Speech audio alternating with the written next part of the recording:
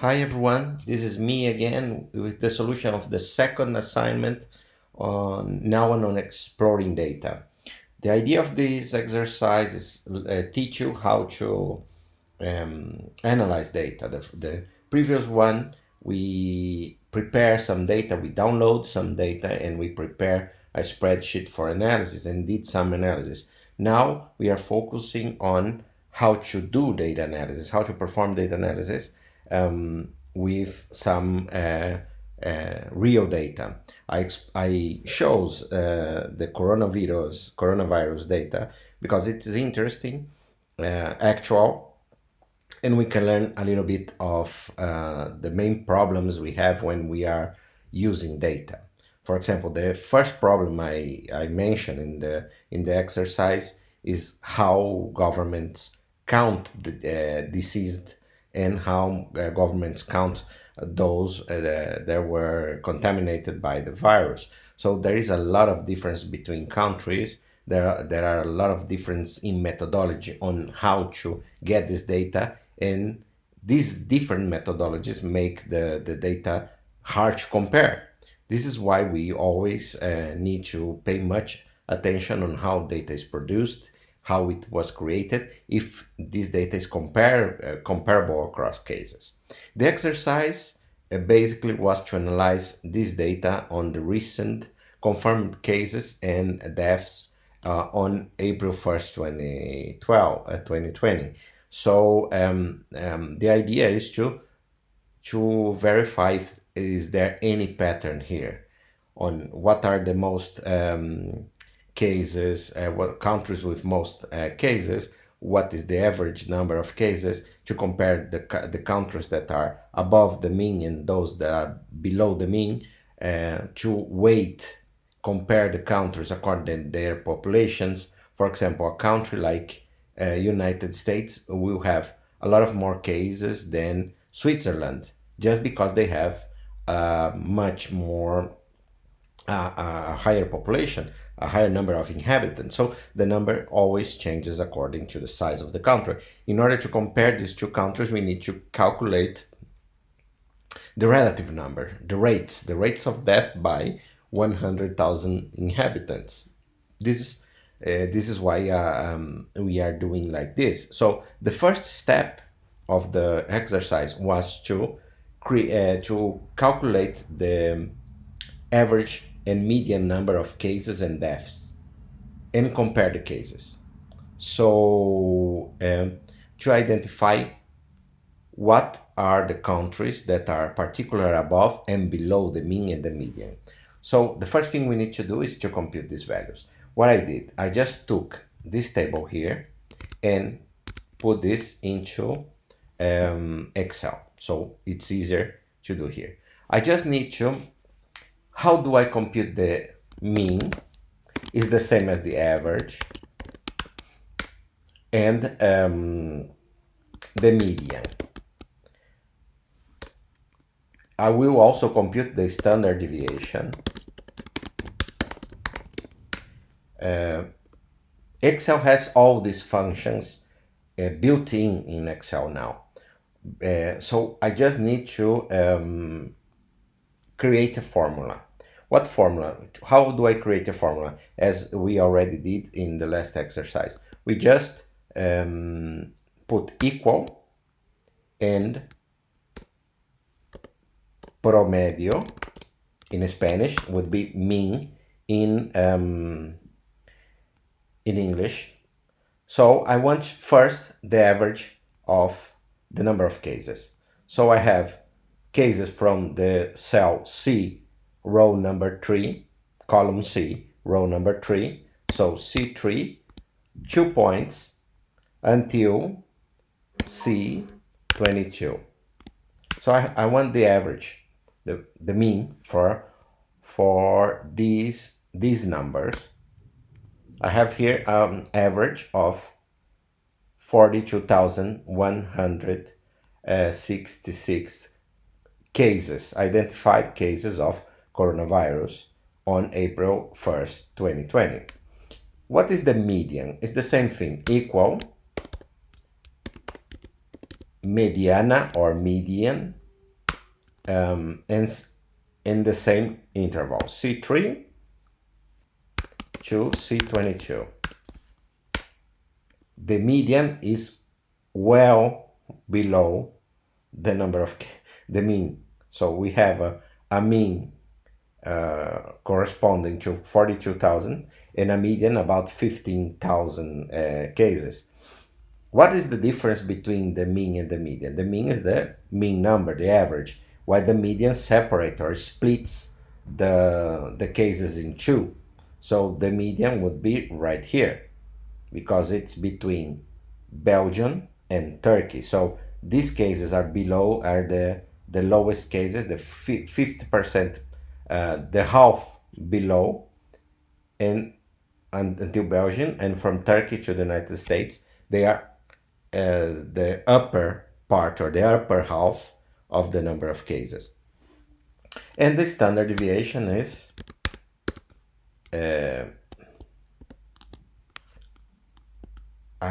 desviación típica or standard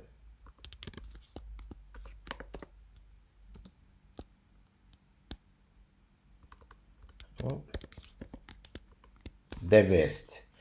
The function is desvest, desviación estándar, and for the same series. So I have a standard deviation of 53,000, so it's a lot for cases. And now for deaths, I just need to copy and paste these values here, and I have the difference for each for deaths. So right now we have the mean and the median of cases and deaths. I know that the mean is around here. So from United Kingdom down, we have all these countries have the number of cases below the mean, and these ones are above the mean. They all are large countries with large populations. We can see that most of them have more than 40 million inhabitants. And they also are the ones who have the most number of deaths. I ordered the cases by, the countries by the number of cases. So we can compare this. We can also order by the number of deaths. It's easy to do so. It's just to select the column here and ask Excel to order and filter. So order from the highest to the lowest value and amplify the selection. Oh, this is have collect. So I can just cut and paste this in another place, and it will do the same thing. So here I can just select this and ask the computer to order. Now I have deaths. It's ordered from the highest to the lowest value of deaths. So most cases are as well below the mean. The cases with deaths above the mean are Italy, Spain, the US, France, China, and Iran, and the Great Britain. So we know more or less that big countries, just considering the number of cases and absolute number of cases and absolute number of deaths, big countries present higher levels of both of cases and deaths. This is normal because they are big. What do we need to do now? Now we need to compute the relative numbers. But before going to the relative numbers, we will just create two bar plots. The second part is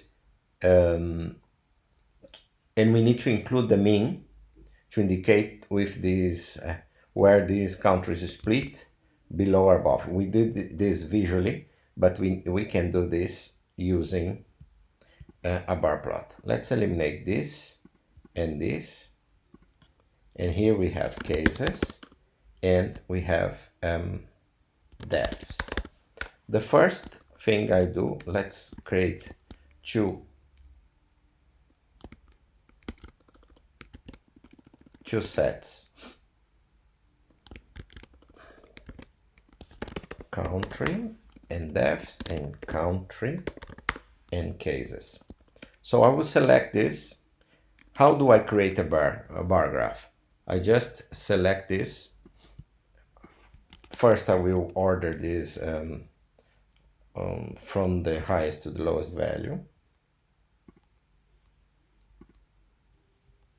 And then I select from the highest to the lowest, not from the lowest to the highest. Okay. And then I select the values of these two columns and go here to insert a bar 2D. Now I have an ordered scatter plot showing the number of cases. But this make the reverse. So I will just invert the bar.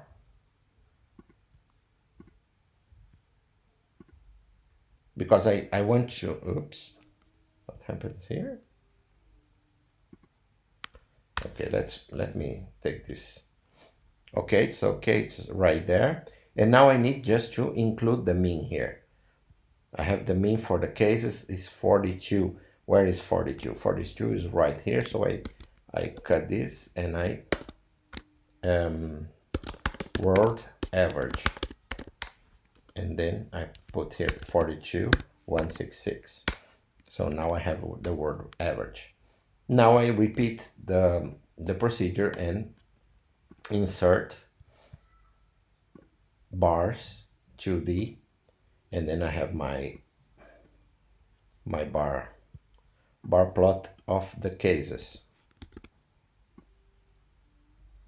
Okay, so word average is just right here. I can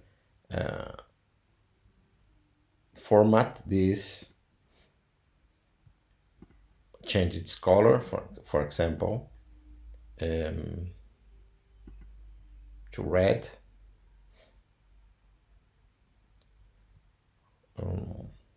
The same for the line.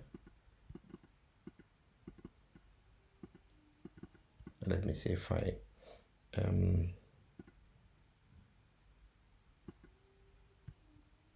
can change the text. This text, it doesn't allow me. Okay, so I have here, I represent the first distribution, the distribution of cases, and I can see that I have the countries that are above the mean and the countries that are below the mean. What makes the mean so high in a lot of cases below the mean in this distribution is because in this sample of countries is because I selected the cases with most incidence, and many of them are small, so the numbers are low.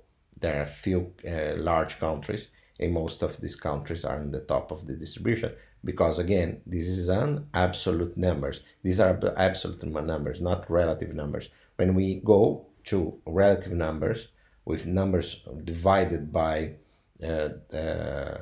groups of 100,000 inhabitants, we'll see a different picture. So this is for the cases. We do the same thing, we repeat this procedure for the number of deaths. The world average for deaths are 2,243. So 2,200, I just need to copy this copy this here,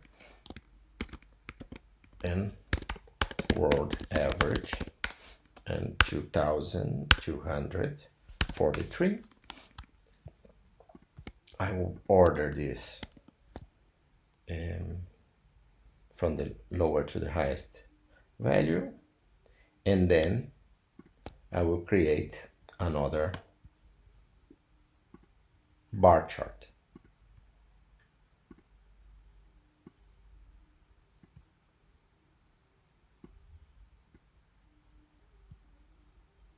Something similar happens here. I have the order is not the same because Spain and Italy are in front of the United States, but they are pretty the countries that are above the mean relate to the number regarding the number of deaths. They are almost the same.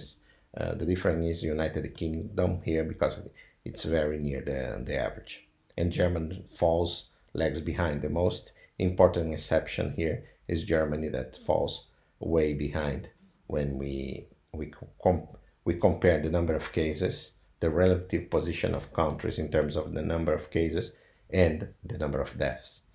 So world average, let's do the same thing. Let's change the color here, and let's change the color of the bar. And so we have these two bar graphs. Okay, so we have the first two parts of the exercise done. Basically, what I needed you to do is to analyze what are these countries, what the characteristics of these countries. We can see that they are mostly big countries with big populations, and in absolute numbers they tend to concentrate most cases and deaths. Let's go to the second step of the exercise. Now we will create these new variables, weighting or the rates of cases and deaths by 100,000 inhabitants. So we do basically the same, but now with the relative numbers, and let's compare the results. So what I will do here is duplicate. How do I do this?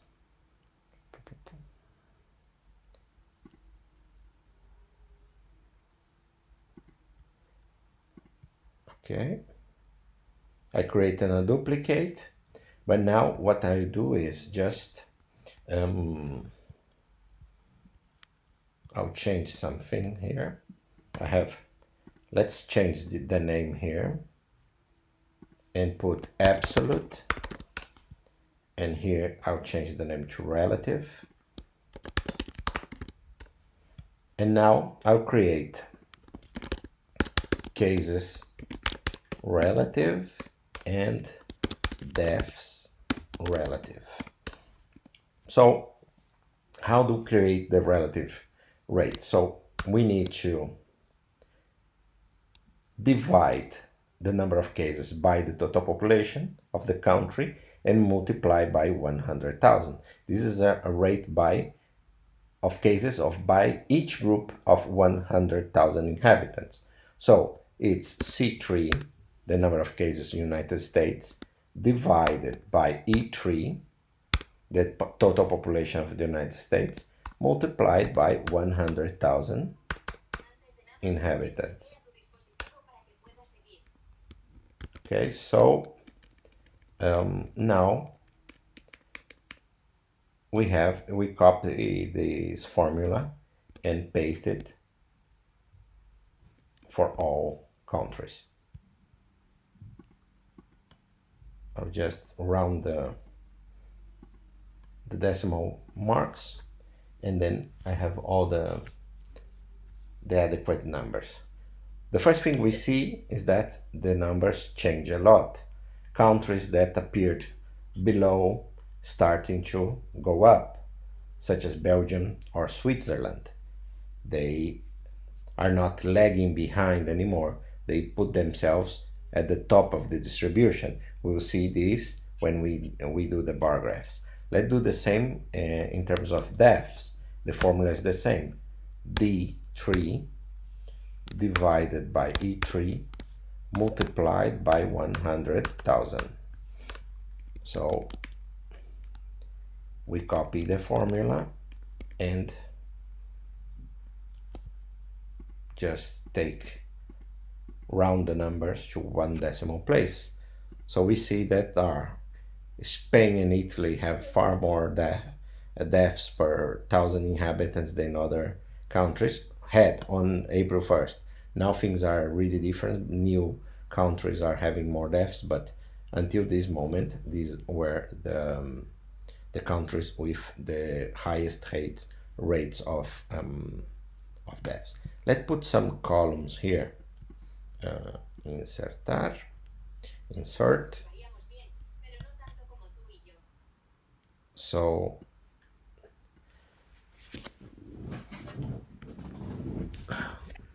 I just need to take this and close this.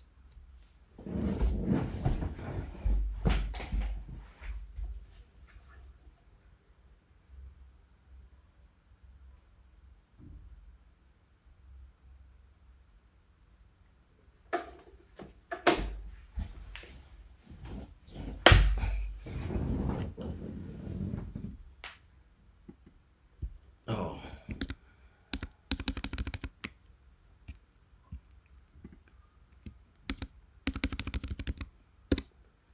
Yeah.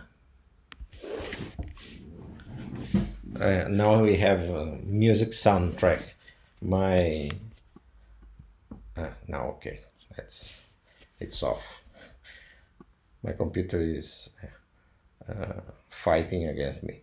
So I just need to put some new columns here because I want to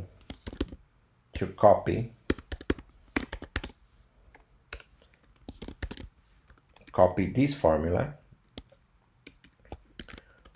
here.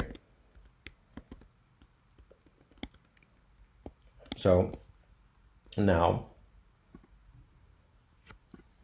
I know that I have an average of 81.8 per 100,000 inhabitants, cases per 100,000 inhabitants, and 4.3 of deaths per 100,000 inhabitants. What I do now is the same, is just replace these values with the new values. But before this, I will convert this value in numbers. You can recall by our first exercise, I just need to copy this and then paste as values. So I don't need to replace these formulas anymore. Then what I need to do is just to copy this here and paste here and here. Oops, I did something wrong. No, it's okay. No, something is wrong. What's wrong here? Let me see. Okay, because the average. I just need to, the word average, I will put this afterwards. I just need to, let me try again.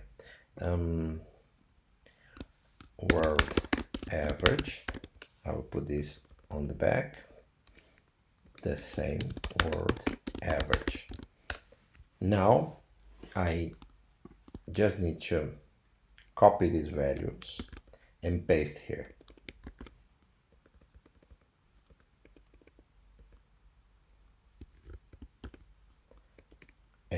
And replace the average. So here would be 81.8 and here 4.3. And now I just select the cases and order them. from the lowest to the highest value. The same here.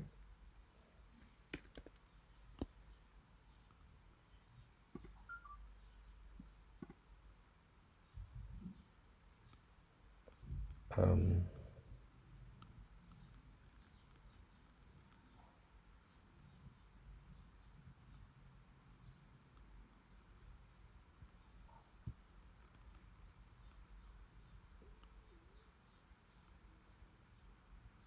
okay. There's something wrong with this graph. Let's do it again because something went wrong. I have the same information twice. So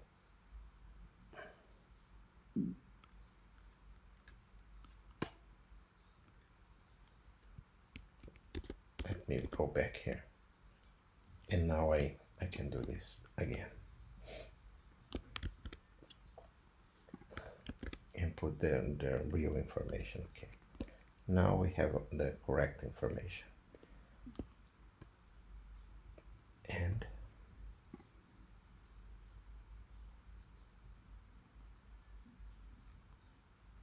well, let's take these graphs away and make new ones. The same insert, bar graph, and here we have depths,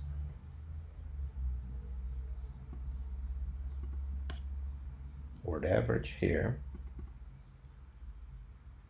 change the color, change the border,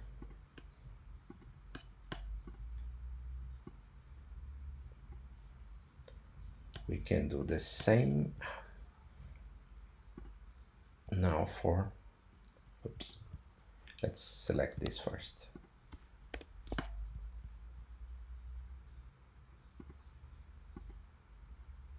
The same for cases.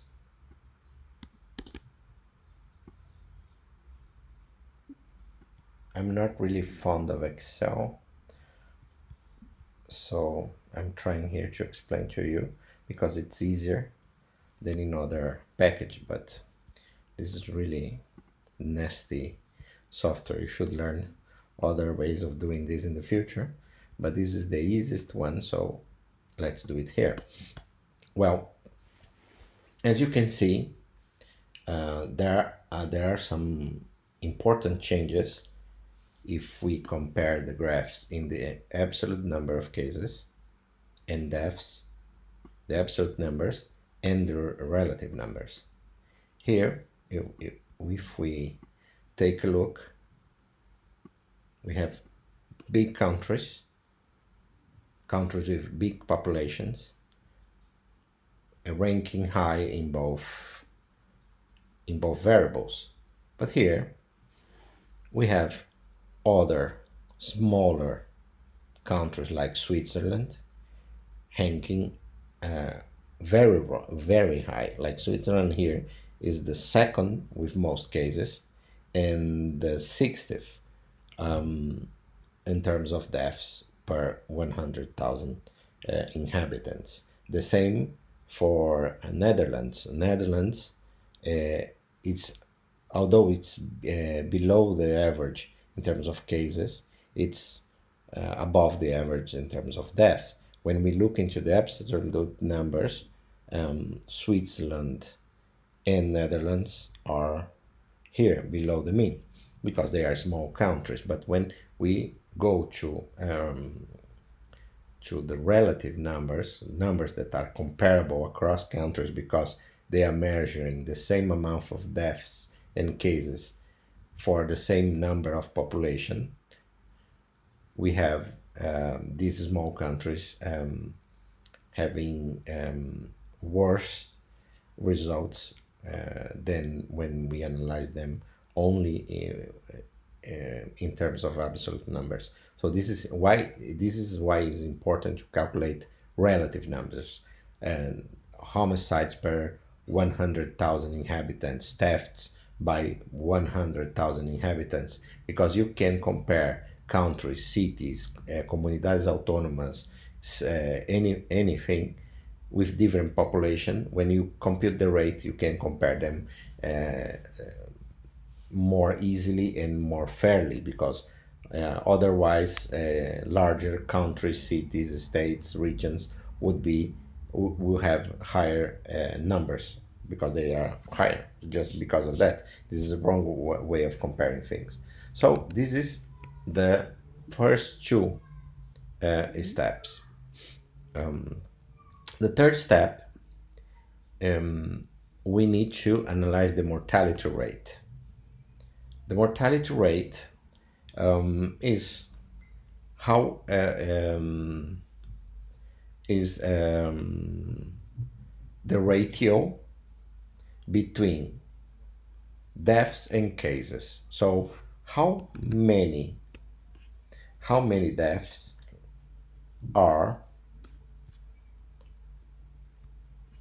per observed case. So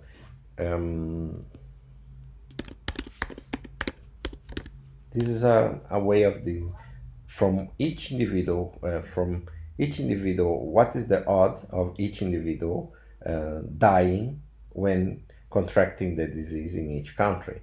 If you have high ratios of deaths according to observed cases, you have worse health systems, and if you have lower ratios, you have best or better health systems. Or also, this number is can be influenced by many factors. One of them is health system. One another and this is affecting especially Italy and Spain, the demographic structure.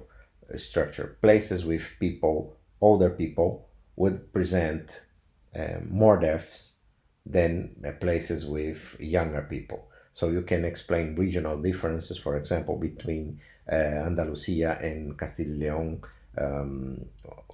by the fact that in Andalusia there are less older people than in Castile and Leon in relative terms. But there is also a factor on the health system. There are many things that are taking place that can affect this number. But this number allows us to compare what are the places that you have more probability to die when you contract the disease, and what are the places you have less probability to die. So how do we compute this? We just divide the number of deaths. So D3 by C3 and multiply this by 100,000, for example. Let's put this in percentage. Okay, it's the most common rate is in percentage. So now we have here, and let's copy and paste this as values, and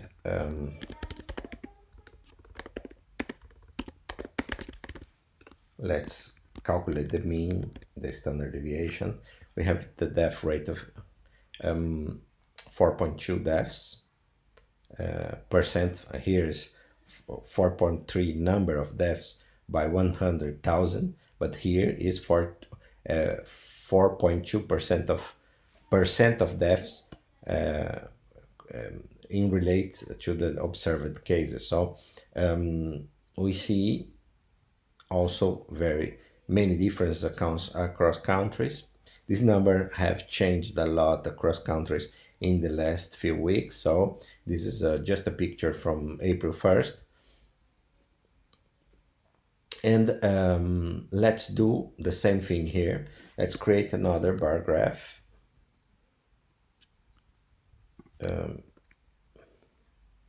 with these numbers.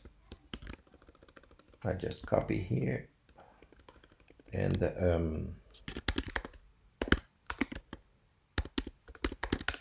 our mortality rate. More than death rate is mortality rate, the more adequate mortality rate. The correct term would be mortality, the mortality of the disease. So I have here mortality. I will copy the name of the countries and I'll just paste it, and then I'll copy this, paste, and I'll introduce here world average is 4.2, and then I'll just repeat the same procedure, order from the smaller to the highest value, and then I'll insert a bar graph. Now I have the mortality rate and the world average. Change the color, the border, and now I have the countries with high mortality and the countries with relatively low mortality. So Italy and Spain, we can tell that no matter how we measure them, they are on the top of the list as the highest number of cases, higher number of deaths, and high mortality. Other countries float around, like the United Kingdom, that have really high mortality rate, but the number of cases, deaths are per 100,000 are below the mean. This means that in terms of the number of deaths, their mortality, if we compare the same spread of, or prevalence would be the term, the spread of the virus among the population, the health system of United Kingdom is doing far worse than Italy, Spain, for example. So we have this data. My phone is ringing. It's incredible, but I just ignore it. We have this, and how we can see that depending on how we look, or what variable we are looking for, we are seeing different types, different information, or different hints on how the virus spread and what is going on and how the system works. So we see here that we have cases with this distribution, deaths with this other distribution, and mortality. That is a proxy of the capacity of countries to test population and the health system to save them once they are detected. There are some people that are not detected, so the mortality increases. And there are other systems that detect a lot, and so the mortality rate goes down, like Germany, who tested a lot of people, and then they were able to reduce, or South Korea, they did a lot of tests, so the number of people who died compared to the cases are low. So this is the kind of analysis we can do with one variable, at a time. Okay, this was the purpose of the third step.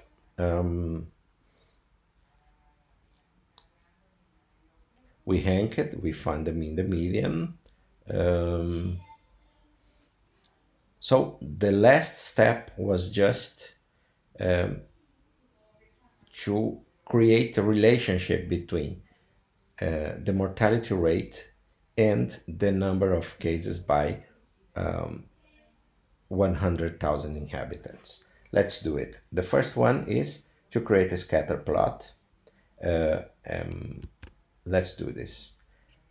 Let's create a new spreadsheet here. Bivariate, and I'll just copy here the table.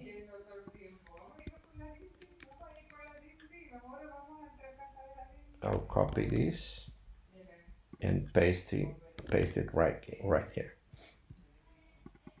Now I have these two variables, and I just want to create a scatter plot with them. So I just copy them here. I don't need to really don't need to copy. Just select them, and now I will insert a scatter plot. So we have here our mortality. The x-axis is the deaths per 100,000 inhabitants, and the y-axis is the mortality rate.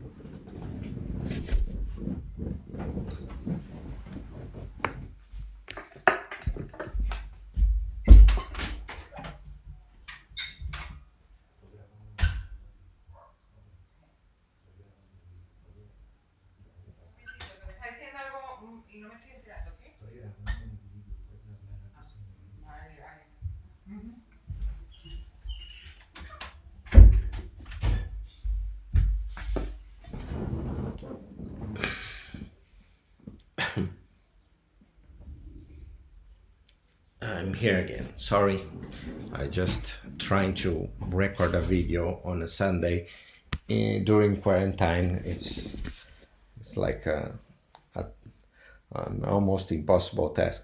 So let's go back. So I have the scatter plot here. Okay. So what do we see here? We see a pattern. We see that the number of deaths per 100,000 inhabitants grow according in a rate positively with the mortality rate. So countries with higher mortality rate tend to present always more deaths per 100,000 inhabitants. But there are some cases that are go far from the average. What are these cases? Are Spain and Italy, of course. So the first thing, let's add here a trend line. So I can go here and in the menu graph design or diseño de gráfico, add element, graph element. So trend line. I will put here linear, okay?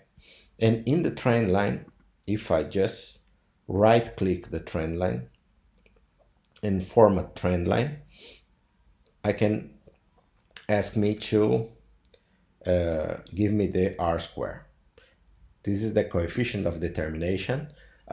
It's like in a regression, how one variable affects the other. It's high. It's 0.66. Is far. It's really high. So we know by this number that the higher the number of deaths per 100,000 inhabitants, the higher the mortality rate. This is expected. But what happens if we just take Italy and Spain out of the equation? So let's copy these two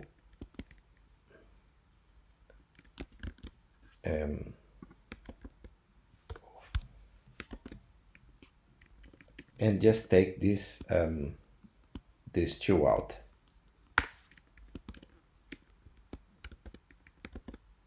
And do the same graph, but without Spain and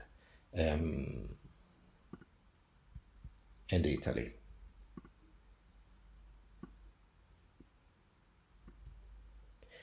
As we can see, things change a little bit, but not too much.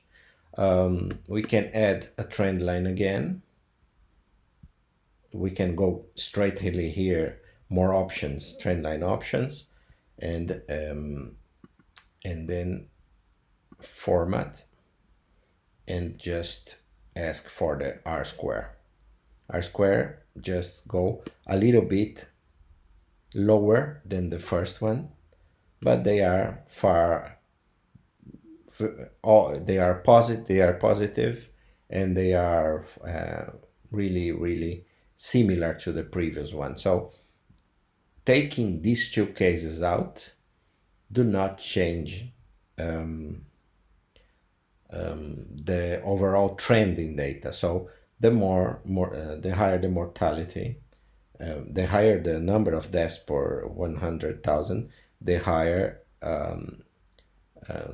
the mortality rate. So the idea is that an increased number in deaths per groups of 100,000 inhabitants increase the mortality rates. So this is why quarantines and contention measures are employed to avoid the increasing number of cases by groups of 100,000, and to decrease the mortality, because if you have more cases, the health system is less able to deal with these cases, particularly the most grave and serious cases, and the mortality rates increase. And we can see this through the data. The data reveals us that this is true. So the idea is, if you reduce the number of deaths per mortality per 100,000 inhabitants, you also reduce the mortality rates. This is endogenous also. We can make the same comparison, but now not with death rates, but with, imagine, relative number of cases. Let me see if I can just change this here. No, oops. How can I change this? I cannot. Let me just change from this. I'll copy here, and I put this here. The relationship, as you can see, is not so strong when we need cases. When just we analyze cases, let's see, without Spain and Italy,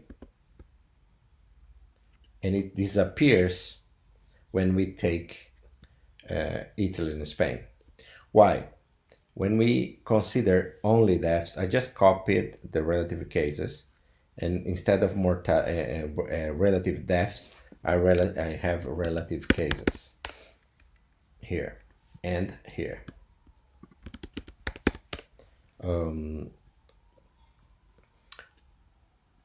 So Italy and Spain seems that the more the number of cases in the overall populations, there is a positive association with mortality. But this is not true, because when we take Italy and Spain from the equation, we see no relationship. The R here is almost like zero. So we can see that there are almost no evidence that the higher the number of cases in a country, the higher would be the mortality rate. The mortality is related to the number of people dying. The more people are pressing the system, the more people die, and so the more people, the mortality rate becomes higher. So the things is, the system, if the health system is able to contain deaths, to reduce deaths, the mortality rate has nothing to do with the number of cases. This is the effect of the health system. when health system is able to, even when country have a lot of cases per 100,000 inhabitants, like this one here, 2,205, like Switzerland. When we go and see the mortality rate, we see that it's 2.5%, because the mortality rate in Switzerland is really low because most people recover. Instead, in other countries, you have much less incidence or prevalence, and have much higher mortality rate, about 8%, for example. This country here is just the one just above United Kingdom. United Kingdom has far less cases for 100,000 inhabitants, but people there die a lot more. So the number of observed cases is not directly related to mortality rate. This is where the health system plays a role. And this was the objective of the exercise. We can see that when we analyze data, when we play with the data, we can see different patterns. We can see different things showing off, or different things showing off, different things appearing, or patterns appearing, that helps us to understand what is really happening behind this data, making sense of this data, these numbers, going from individual numbers to patterns, to relationships, to something that go beyond. We can see, for example, here in this exercise, that it doesn't really matter how many cases you have, but how you deal with these cases, or how these cases are identified and treated before becoming serious cases, or cases that need hospitalization. So you can see there is a lot of variance here. Countries differ a lot, and there is not really a direct relationship of being more contaminated, or with the coronavirus, and higher mortality rate. It depends on the health system and the preparation of countries to deal with the problem beforehand, to identify cases and to avoid people with more serious problems to reaching a critical phase of the disease. Okay, this is how we do analysis with data. I just used here a table with 3 variables, original variables, and another one with the names of the countries. But I have 3 variables, and then I compute some additional measures, like the relative number of cases, the relative number of deaths, the mortality rate, and I could, using the mean, the median, as well, the relationship between these variables, I could establish a pattern. I also can establish other type of relationships. I can do, for example, a correlation analysis. I asked you in the final assignment to do a correlation analysis. How do we do the correlation analysis? Imagine that I've asked you to understand the relationship between relative cases per 100,000 inhabitants, and mortality rates. So let's do the correlation coefficients. We can do here by just typing coef de correl of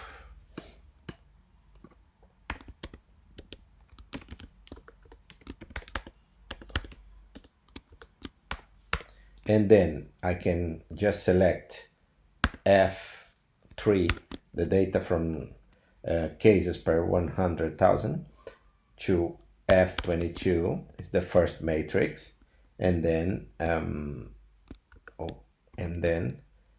age 3 to age 22 is the same, and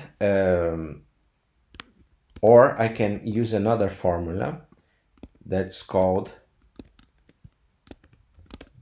Pearson. Oops. Okay, it just copied the formula here. F and H.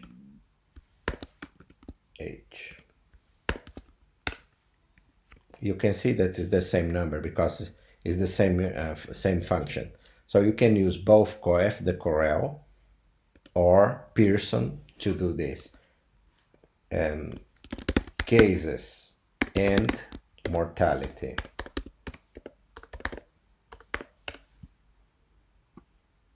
And now deaths and mortality. Again, I will do the same. Coef, the Corel. So G3 to G22 and age 3 to age 22. So the same here. Pearson G3 to G22, semicolon, age 3 to age 22. And the same, they are the same. Different ways of doing the same thing, okay? Coef de Corel or Pearson. You can use both.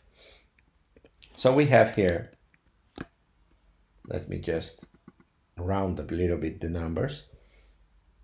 We can see here that the relationship between cases and mortality are around 0.4. The correlation coefficients, as you can see, I uploaded some very nice videos on what are coefficients and how to interpret them. You should watch. You have a lot of videos. I cannot teach you everything, so you need to watch the videos I uploaded on Studio. If you watch them closely and pay attention, they are very nice and they give nice examples on how to interpret correlations. I just give you a hint here, so you need to check it out. Check it out on YouTube, and they will teach you how to interpret these numbers and what is correlation and how is it computed, etc., etc. So we have cases and mortality. The relationship between cases and mortality is positive. So the number of cases increase, the mortality also increases, but increases in a rate that is moderate. It's not high, but it's not low either. It's moderate. Deaths and mortality, they increase really high. You have that 0.8 is a really high correlation. So the more deaths, the more mortality. It's understandable. If I just put here 0 or just take this off, what happens? You can see that the correlations disappears. It's negative and almost equals 0, but it's not really significant, this relationship between cases and mortality. But the relationship between deaths and mortality is staying almost the same. It's just a little bit smaller, but is still strong and positive. So the more deaths, the more mortality. So what happens here is, when you take the extreme cases, and the extreme cases in this example are Italy and Spain, if you take these two out, the relationship between number of cases, observed cases per group of 100,000 inhabitants, and the mortality rate disappears. So this is how it's done. And the lesson here is how we can imply relationships, and we can evaluate, for example, the effectiveness of health system, or how things are being done using data. This example teaches us how to compare cases well, and how to identify those who are above the mean, below the mean, and identify these patterns and association between one attribute and another variable. Okay, this is it for now. Thank you. And any doubts, please write me. Okay, bye.